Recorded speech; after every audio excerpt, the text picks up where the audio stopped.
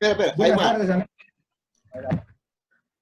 Buenas tardes, amigos y amigas. El Colectivo Acción Jurídica Popular reuniéndose vía videoconferencia para explicar, argumentar, fundamentar la demanda que hemos presentado el día de ayer junto con colectivos como CEDES y el Foro de Economía Alternativa y Heterodoxa.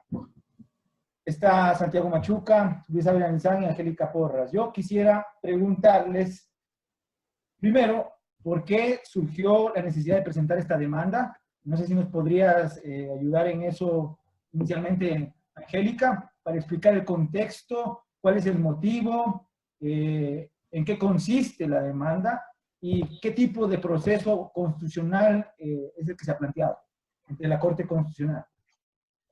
Bueno, muchas gracias. Muy buenas tardes con todos y todas. Yo quisiera decir que recuerden ustedes que justamente la pandemia del coronavirus ha hecho que se dicte un estado de excepción por un decreto ejecutivo y en este decreto ejecutivo se está diciendo que al ser una calamidad se tiene que tomar una serie de medidas y se ha declarado el estado de excepción. Entre esas medidas está, por ejemplo, el impedir las reuniones masivas o el poder trasladar dineros extraordinariamente de algún sector que no es primordial al área de salud. Este estado de excepción tenía que pasar por la Corte Constitucional para que la Corte Constitucional emita el dictamen de constitucionalidad. Y efectivamente así lo hizo la Corte Constitucional. En uno de los puntos que analiza la Corte Constitucional, concretamente en el 1G, dice la Corte que tiene que dotarse de todo lo necesario para que las fuerzas públicas y además el personal sanitario puedan realizar sus actividades conforme a los protocolos y a los estándares internacionales. Entonces, eso supone, entre otras cosas, que tengan todo lo necesario para hacer la labor tan difícil que tienen que hacer. Y, sin embargo, en los últimos días hemos recibido una serie de denuncias y completada además con la propia carta de renuncia de la ex ministra de Salud que dice que no se han asignado presupuestos extraordinarios para una calamidad que tiene el carácter de extraordinaria y que por tanto es una situación muy difícil. Aparte de esto, una serie de denuncias de los propios médicos de distintos hospitales que dicen que efectivamente no cuentan ni siquiera con mascarillas. Esa es la situación y por esa razón lo que hemos pedido a la Corte es una acción de incumplimiento de dictamen. ¿Qué quiere decir esto? Que a la Corte lo que le estamos pidiendo es que controle su propio dictamen, que eso está permitido por la Ley Orgánica de Garantías Jurisdiccionales y Control Constitucional en el artículo 163. Esa es una garantía constitucional que permite que las sentencias constitucionales y los dictámenes constitucionales puedan hacerse realidad en los hechos. Hasta ahí quisiera mencionar como manera de introducción. Gracias, Angélica. Luis, coméntanos, por favor, en redes ha habido la preocupación diciendo de que, primero, ¿para qué se plantean este tipo de procesos si lo que se pretende es entorpecer ya la crisis que existe? Dos, ¿es necesario que el Estado pague sus deudas para poder obtener más créditos? Y tres, que ¿por qué solicitamos o cuál es la forma jurídica, por qué solicitamos que se detenga el pago de la deuda externa? Ajá. Bueno, hay que decir dos cosas allí. Lo primero es que también solicitamos como medida cautelar dentro de la demanda que presentamos el que se suspendan los pagos de la deuda externa y otros pagos que no tengan que ver con la atención de la emergencia sanitaria. O sea, Ha habido algunas críticas, algunos juristas han criticado diciendo que eso no es dable porque se tiene que presentar ante un juez de primera instancia. Y lo que hay que explicar allí es que la única prohibición que hay para efectos de las garantías que se presentan ante la Corte Constitucional de que se presente medida cautelar es el caso de la acción extraordinaria de protección. En el caso de las acciones de control abstracto, por ejemplo, hay la medida de suspensión del acto impugnado como inconstitucional, y respecto de las otras garantías que conoce la Corte, hay un silencio y hay un vacío allí. Entonces pareciera que sí se puede presentar, y de hecho ha ocurrido otros casos en los que se han presentado medidas cautelares en acciones parecidas. Así que no creo que haya un problema técnico, sino más bien un problema de crítica política sin ningún asidero técnico, creo yo. Ahora, ¿Por qué estamos pidiendo eso? Porque nos parece importante que al mismo tiempo que se exija al Estado que cumpla con su obligación dentro del mismo estado de emergencia, bajo las medidas que el mismo gobierno estableció, también se tiene que garantizar que el Estado también destine los recursos necesarios para que se pueda atender la emergencia sanitaria, dirigiendo todos los recursos a salud y no al pago de la deuda. La deuda puede esperar. Es un poco el tema que nos animó a esto. Ahora, la segunda cosa que quería mencionar es que tampoco tiene que ver esto con entorpecer el proceso de aplicación de las medidas de emergencia. No tiene que ser visto de esa manera, porque más bien lo que ha ocurrido es que justamente por la forma en la que el gobierno nacional ha intentado aplicar sus medidas, con contradicciones, con un montón de problemas estructurales y coyunturales en esa aplicación, es que se dan este tipo de medidas que estamos pidiendo que se tomen. Es decir, si hay que acusar a alguien de la torpeza o de entorpecer este proceso de emergencia, es el propio gobierno que en su inacción y en su torpeza... Utilizar los procesos legales o constitucionales que prevé el ordenamiento es entorpecer. Bueno, es una lógica bastante clásica respecto de la tesis pro Estado, ¿no? O sea, cuando uno explica una garantía, es entorpecer la política pública. Yo sé que estamos en un estado de emergencia y eso hay que explicarle a la población, y se puede ver como entorpecimiento, pero no es así. O sea, lo que se quiere es que se haga más bien de manera ágil, efectiva, pero aplicando a la Constitución las medidas que el propio gobierno se planteó. Esa es un poco la lógica. Gracias, Luis. Santiago, sabemos o nos acaban de notificar que el caso ha sido sorteado a la jueza constitucional Daniela Salazar Marín. ¿Qué viene de aquí en adelante? ¿Cuál es el procedimiento? ¿Qué debería hacer la señora jueza inicialmente? ¿Pedirle cuentas al Ejecutivo, notificarle con la demanda, meterla debajo del escritorio? ¿Qué es lo que debe hacer en la Corte Constitucional? Bueno, la Corte Constitucional ahorita ya ha sorteado, a través de su nuevo sistema informático, ha sorteado automáticamente el conocimiento de la causa a la doctora Daniela Salazar.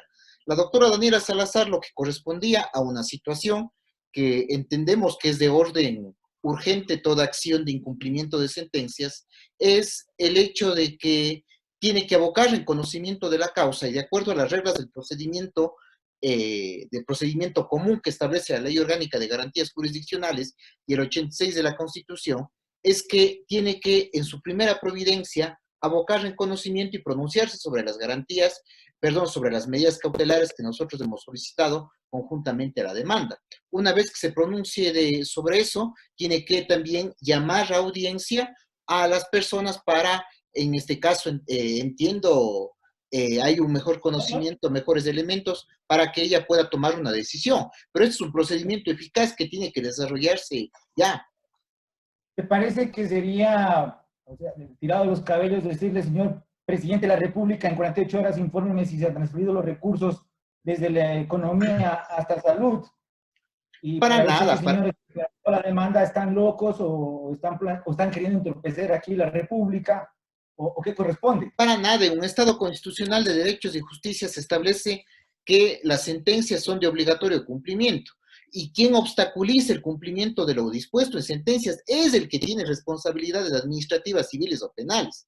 Entonces, la jueza constitucional, en virtud de estas garantías, puede tomar todas las medidas precautorias para exigir que las autoridades, que los obligados a cumplir esta decisión del dictamen de constitucionalidad, lo hagan y que informen si efectivamente están cumpliendo.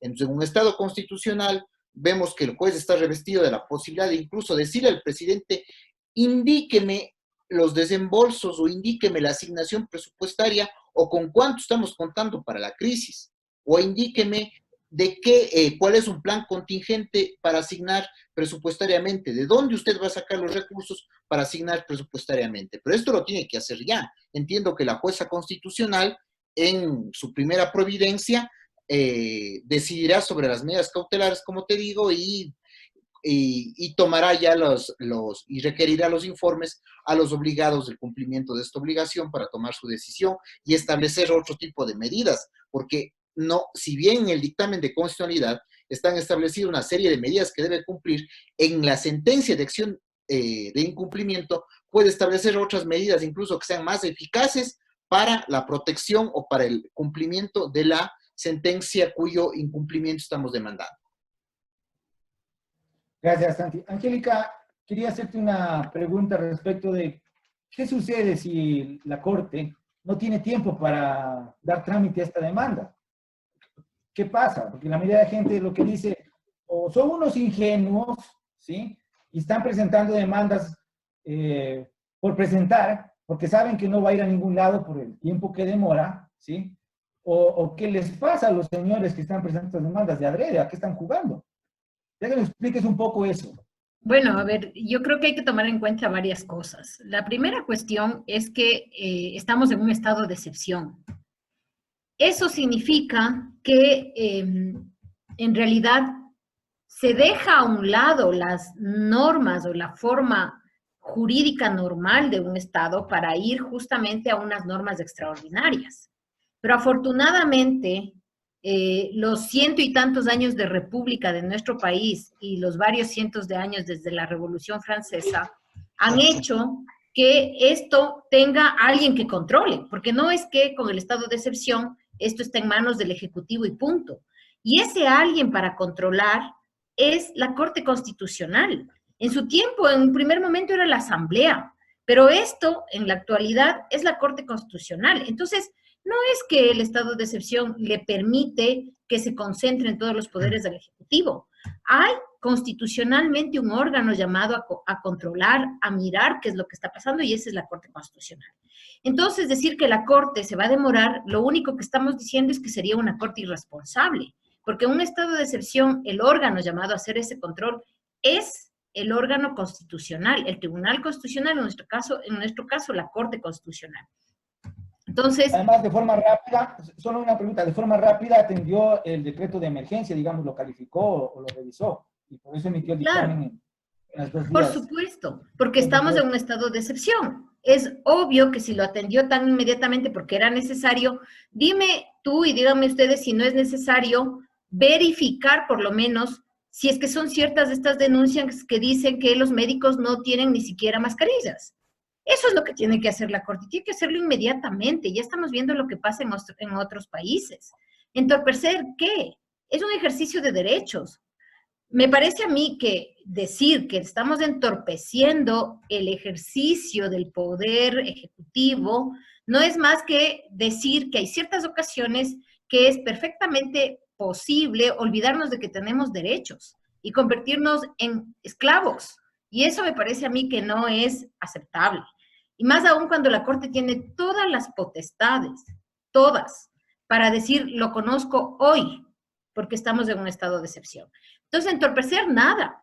Es un ejercicio de un derecho que estamos haciendo no solo por nosotros, sino por todas las personas que han dicho que no tienen y que no cuentan con los instrumentos para atender. Por ejemplo, el día de hoy, recién hace poco, hay una carta que está circulando en redes del IES que le manda una carta a un señor que estaba hablando en representación de los médicos y le está diciendo, usted ha dicho que los médicos no cuentan con los instrumentos y esto va a ser analizado porque lo que usted ha dicho es una falacia y está en Facebook.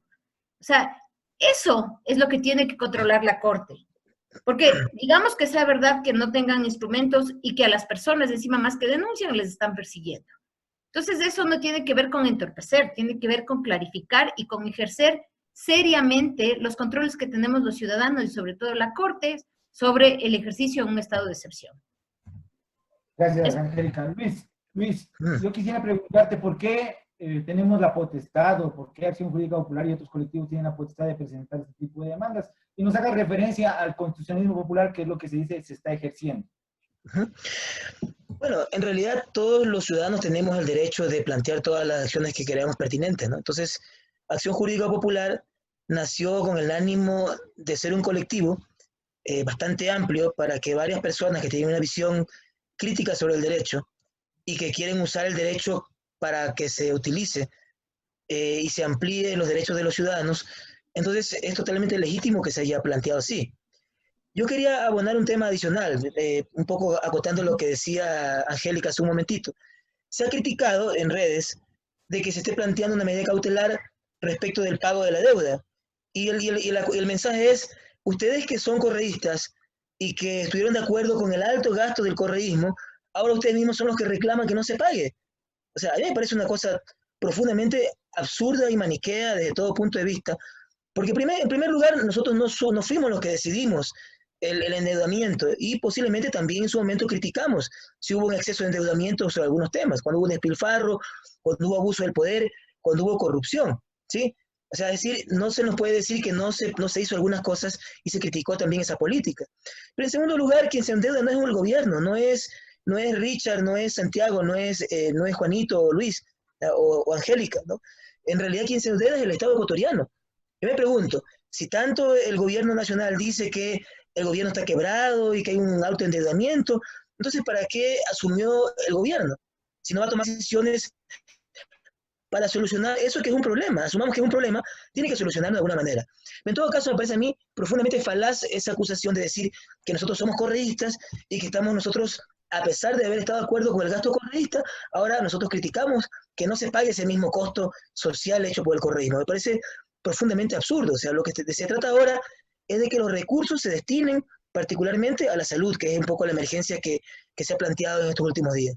La segunda cosa es que creo también que el Estado ecuatoriano no puede negociar ni hacer unilateralmente una moratoria, porque podría ser una mala decisión que puede tener repercusiones económicas, sociales y políticas sobre el Estado ecuatoriano. Sería terrible. Lo que tiene que buscar es, si no una negociación con los acreedores, si tiene buena fe, tiene que también buscar un espacio regional para como bloque poder negociar con los acreedores. Caso contrario, creo yo que no hay posibilidad de que los acreedores nos den nuevas condiciones de pago. Y lo que va a ocurrir es que la moratoria va a significar embargos comerciales y bloqueos políticos, como ya ha ocurrido en otras ocasiones. Entonces, me parece a mí supremamente importante la acción que hemos presentado y agradezco también el apoyo de algunos colectivos que han estado apoyando y particularmente han enviado amigos Curie para apoyar esta demanda. Gracias, Luis. Santiago, ¿cómo ves el papel de la Asamblea respecto justamente de la crisis? Hoy tenían una reunión y quisiera también que nos cuentes sobre qué es un amicus curiae, qué implica o cuál es el papel que la ciudadanía podría jugar en este tipo de procedimientos. Bueno, empecemos por el último. En el tema del amicus curiae, es prácticamente la posibilidad que tienen otras personas de poder incidir o poder también participar en el proceso de una garantía jurisdiccional. Es decir, el amicus curiae lo que significa son los amigos de la causa, es decir, personas, terceros con interés que pueden participar de las distintas etapas procesales. En este caso, personas que tengan las garantías jurisdiccionales, al todos tener legitimación popular, al todos poder presentar garantías jurisdiccionales, todos estamos en la facultad también de participar en los distintos procesos de garantías. En este caso, distintos colectivos, distintas personas naturales pueden presentar sus distintas opiniones, sus distintas apreciaciones respecto a lo que se va a decidir al cumplimiento de lo dispuesto en el dictamen de constitucionalidad sobre el estado de excepción. Ahorita vemos que ya han presentado algunos colectivos, otros colectivos también están, no necesariamente se tiene que ser colectivos que entiendan el tema jurídico, sino de la materia que se trate. En este caso, son colectivos en temas económicos, en temas, o simplemente las personas que quieran aportar con su granito de arena para que la jueza tenga mayor conocimiento sobre este tema. Ahora bien, el rol de la Asamblea, en algo, vean ustedes que puede también llegar a incidir a lo que nosotros queremos llegar. A nosotros, ¿qué nos importa quién se haya endeudado? Lo que estamos diciendo nosotros, que en este momento no se pague la deuda. Y no se pague la deuda porque necesitamos salud y necesitamos que las personas y los médicos tengan todos los implementos necesarios para combatir esta dura crisis que estamos llevando.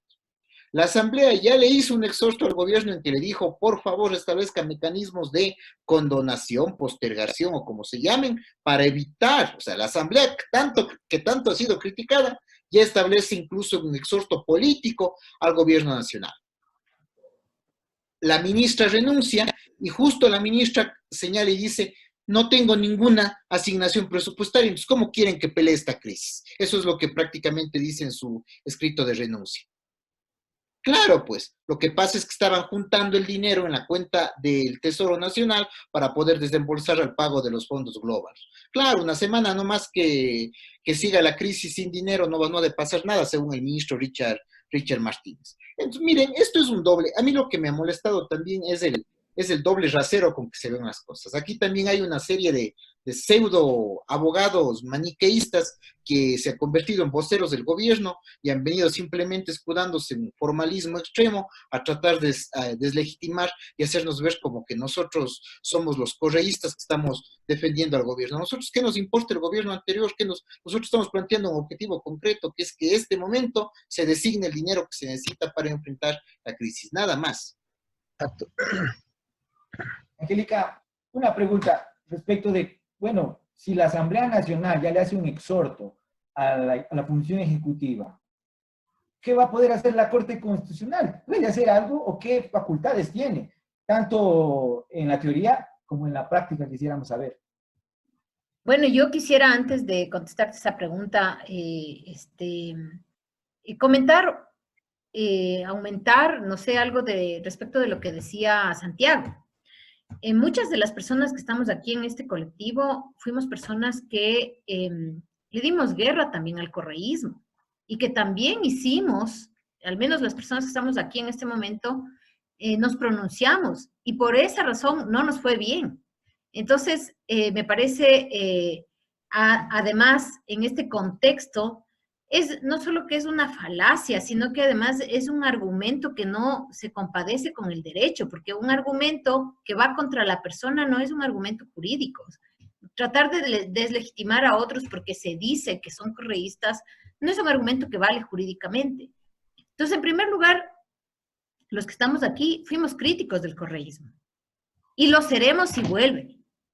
Pero además hay otra cosa. El hecho de ser correísta en sí y por sí no significa que la persona tenga que ser menospreciada, no escuchada, excluida, porque estamos repitiendo lo mismo que criticamos. Entonces estamos en lo mismo. Por lo tanto, al menos nuestra posición ha sido, no es por sí y de sí que alguien que sea o que haya sido correísta deba ser mandado básicamente al patíbulo para que ya le condenen. No es lógico. Estamos hablando de personas que tienen derecho a tener su opinión y de seguir a quien quieran y crean. Me parece a mí que ese punto hay que dejar bien claro. Lo que sí no es cierto es que seamos correístas nosotros. Eso no es cierto, es falso. Porque cuando estuvo el correísmo, nosotros tuvimos también una voz crítica. Entonces, dicho esto, que es una primera cuestión. Pero parecería como que al coincidir, porque con algunos sectores, entonces, esos que coinciden ahora en contra del gobierno, tienen coincidencias con el correísmo. ¿Cómo se explica eso? ¿También puede haber coincidencias con el correísmo? Bueno, a ver, me parece que ahí estamos llevando las cosas a un extremo torpe e intolerable, porque, a ver, nuestra civilización se supone una civilización moderna en la que todos hemos tenido un pacto por los derechos humanos. Entonces, o sea que si en algún momento mi enemigo está a favor de que se torture y se mate, como es mi enemigo, claro, ahí estoy en contra, pero cuando es mi amigo, estoy a favor de que torture y mate. No, pues, eso es no ser civilizado. Entonces, hay un pacto civilizatorio que además le costó muchos muertos al mundo después de la Segunda Guerra Mundial. En la Segunda Guerra Mundial costó millones de muertos, y ese pacto civilizatorio se llaman derechos humanos. Por lo tanto, ese es el pacto ético de la sociedad actual, y si es que los que defienden los derechos humanos son personas que a mí me caen mal, que no me gusta cómo actúan, son personas que tienen todo el derecho y a quien hay que apoyar, porque la defensa de los derechos humanos es lo que nos hace seres humanos. Entonces, a mí me parece que por ahí, no hay salida y estamos más bien volviendo atrás, o sea, estamos siendo premodernos y me parece que no es por ahí el camino. Hasta ahí quisiera comentar. Antes de olvidarme la segunda pregunta que te hacía sobre la Asamblea y la Corte Constitucional. Ah, cierto, perdón. Bueno, yo rapidito ahí ese tema. La Corte Constitucional tiene todos los poderes. Y como les decía, en un estado de excepción, el único organismo que puede hacer control ve que se cumplan sus propios dictámenes de constitucionalidad es la Corte Constitucional. La Asamblea tiene la posibilidad incluso de revertir un estado de excepción, pero esa es la única posibilidad que tiene la Asamblea, porque estamos en un estado de excepción. Entonces, la Corte tiene más posibilidades que la Asamblea. Ahora, otra cosa y otra discusión es qué puede hacer la Asamblea. La Asamblea puede hacer muchísimo, porque, por ejemplo, a más de exhortos debería hacer una investigación, o sea, buscar si es que ellos mismos, a través de pedirle información a las diferentes instancias del Estado, que eso sí lo pueden hacer. Entonces, me parece que la Corte tiene muchas más armas jurídicas para poder llevar adelante eso, y además, me parece a mí que la Asamblea, bueno que ha hecho por lo menos lo que ha hecho, pero me parece que tarde y que podría haberlo hecho mejor. ¿Eso qué dice? Gracias. Bueno, se nos agota el tiempo. Luis, quisiera que cerremos con algún mensaje o acotación que tengan. Sí, o sea, creo que hay que tener tranquilidad. Lastimosamente, el gobierno no transmite seguridad jurídica y más bien genera pánico. Y eso me parece profundamente peligroso en el momento que vivimos. Pero en todo caso, no hay que perder la esperanza y hay que comunicar a los ciudadanos que vamos a salir juntos de todo esto. Yo sé que hay diferencias políticas, hay problemas, y vamos a salir juntos de todo esto, pero es necesario también no olvidar que siempre es un momento oportuno para reclamar derechos. Alguna gente dice, pero ¿por qué siguen molestando ahora justo en esta crisis? Justamente todos los momentos son importantes para reclamar los derechos, porque no estamos hablando de los derechos de las 4 personas que estamos aquí, sino de todos los ecuatorianos. Entonces, yo quisiera transmitir a las personas que nos escuchan la confianza, la esperanza de que vamos a salir adelante y de que todos vamos a empujar el camión para que el Ecuador avance. El Ecuador tiene que regresar en algún momento a la normalidad y esperemos que todo salga lo mejor posible. Yo también quiero agradecer a la Defensoría del Pueblo, ¿no? Veo allí que hay un comunicado en el que exhorta a las entidades del Estado a no criminalizar, a no hostigar, a no agredir a las personas que están denunciando violaciones de derechos y mala prestación de servicios públicos. Entonces me parece importante relevar eso y agradecerles también a la Defensoría del Pueblo, que creo que está haciendo un excelente trabajo desde esa medida. Nada más eso, compañeros, darles un abrazo gigante, pues, y que pronto retornemos a la normalidad. Gracias, Luis. Santiago. Bueno, igual, en este sentido, simplemente recordar que el gobierno nacional y ahora la Corte, bajo un requerimiento judicial que hemos hecho, tiene en sus hombros la salud del pueblo ecuatoriano. En este sentido, ellos serán responsables por la inacción porque su inacción puede generar graves riesgos a la salud de las personas y puede seguir generando un colapso total del sistema de salud.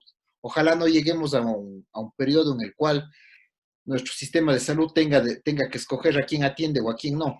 Lo que está sucediendo incluso en países que han tenido un mayor fortalecimiento en su sistema sanitario. Para eso se necesita arrimar el hombro, pero bueno, también se necesita ser responsable. Esperemos que la Corte conozca, decida y que el gobierno nacional asigne los recursos que son necesarios y que cumpla con otras disposiciones que están determinadas en el dictamen de constitucionalidad del estado de excepción. Muchas gracias, compañeros, amigos y amigas. Esto fue Acción Jurídica Popular, una reunión para explicar la demanda que hemos presentado, y queremos recordar que el debate está en el argumento y instamos a elevar este debate, y yo ratifico también el agradecimiento a la Defensoría del Pueblo y reconozco el papel que ha venido jugando en estos tiempos tan difíciles para los derechos. Muchas gracias. Buena tarde. Buenas tardes. Chao.